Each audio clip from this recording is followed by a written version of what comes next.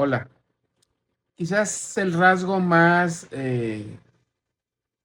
dominante, pero a la vez más preocupante y terrible de un psicópata o un narcisista es su falta de empatía.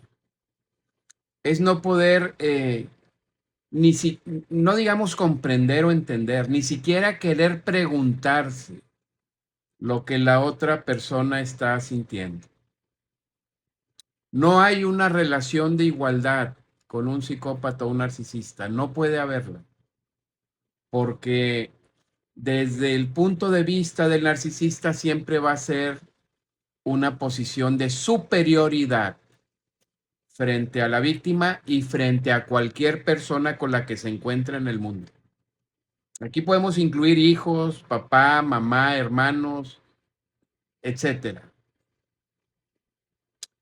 Y esta falta de empatía es muy difícil de comprender, sobre todo para la víctima, porque la víctima desde su empatía intenta entender y comprender los sentimientos de los demás, incluyendo los del narcisista.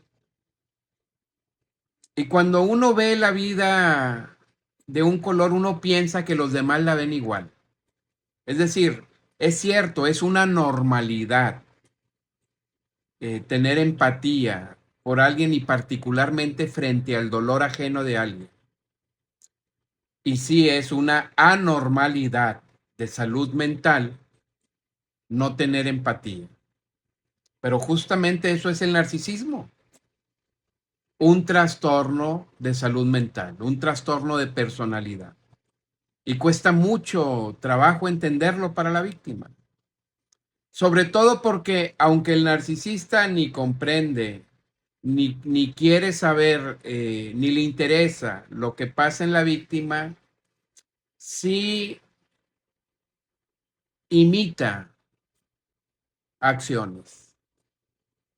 Y eso confunde a la víctima. La víctima puede llorar y el narcisista puede hasta en un momento dado, no lo hacen comúnmente, hasta pedir perdón. Sobre todo cuando el narcisista llora. Me parece que ese es el punto más confuso para una víctima. Cuando el narcisista llora, y sí lloran y lloran mucho. Y lloran realmente, cuando lloran por su falta de combustible, porque se están vaciando, porque ante la falta de combustible lo único que queda es ese vacío interno, ese niño roto que llevan dentro se exhibe y por supuesto los hace sufrir, no tengan la menor duda. Pero frente al dolor de alguien más, el narcisista en su razonamiento perverso entiende que tiene que actuar de tal o cual manera. Tampoco es raro ver a un narcisista apoyando algunas causas o algunos orfanatos, a niños pobres, etcétera. Porque pues ahí matan dos pájaros de un tiro. Por un lado, exhiben una aparente empatía que no existe, pero por otro lado causan admiración, que eso les, iba a decir les encanta, pero en realidad lo necesitan. Otro rasgo característico del trastorno narcisista.